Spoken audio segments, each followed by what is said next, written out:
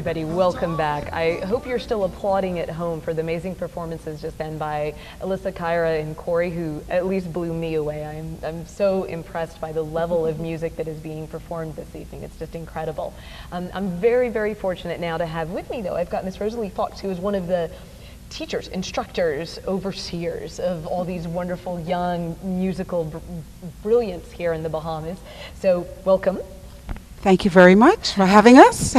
And I have to give a little congratulations to her, because she's the one who actually spurred all this on to be able to have the series go on tonight. And we're joined though by Jonathan and Giovanni, who, and I see we've got another flute, I think, if I'm still identifying instruments kind of correctly, and I'm going to call it a violin. It's a violin? That's correct. Perfect. So that's good. So we're going to have some more instruments for you. But so, Rosalie, tell me a little bit about how it feels from your perspective to be able to see these students go from when they first walk in your door, not knowing what a scale is, not knowing, sort of like me, what an instrument is, this sort of thing, and now being able to see that you've got somebody like Giovanni here who is going to grade 8 or is at grade 8 within the Royal Schools.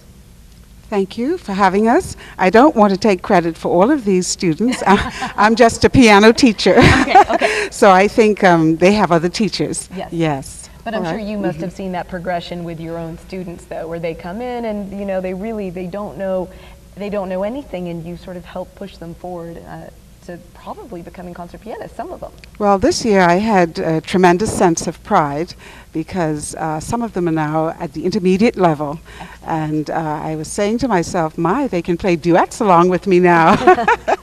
And so it is very rewarding. Fantastic. And it's a lot of hard work. I can imagine on both the teacher and the student's part. But I like having them do an examination. I think they need a goal to work towards. And sometimes there's certain things that a teacher might neglect, such as scales and arpeggios. They tend not to be very exciting.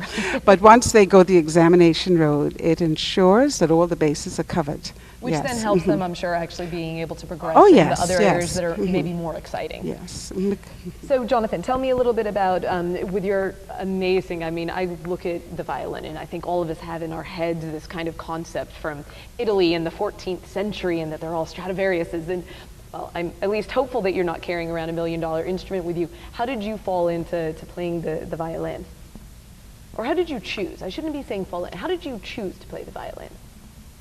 Well, my school, we had a program, and it was in the States, and I was in the States, and they had a program, and they said that, we'll teach students who come in, we'll teach you string instruments.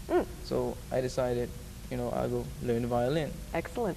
So from that day on, I just learned the violin.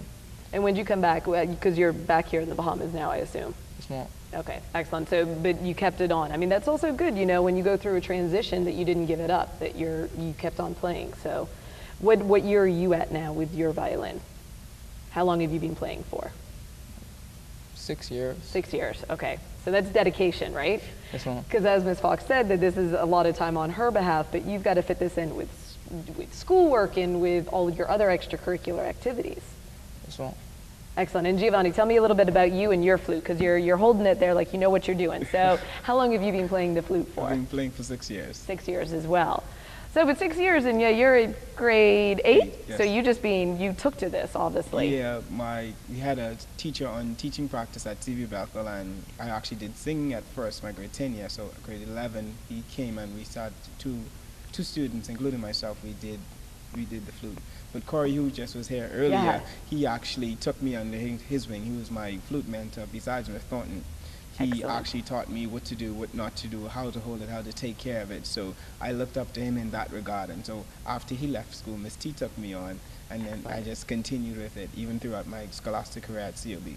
So, and are you still at COB, or yes, you are? Okay. Doing music education. Ah, fantastic. And just as a question then, do we have a COB orchestra? Is there a COB musical body? We have a concert band, yes, we do. You do? We okay, have a fantastic. Choir. Yes, I play in the band. And you do play in that. Okay, fantastic.